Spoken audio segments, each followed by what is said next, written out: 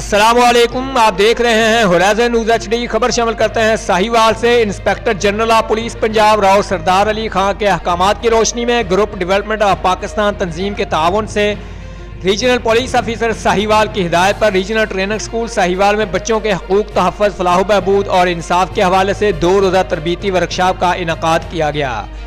Workshop میں region کے تینوں اضلاع سے آئے مختلف تھانہ جات کے تفتیشی افسران اور لیڈیز پولیس افسران کو بچوں کے حقوق و تحفظ، فلاح و بہبود اور انصاف کے متعلق تفتیشی امور کے حوالے سے آگاہی دی گئی۔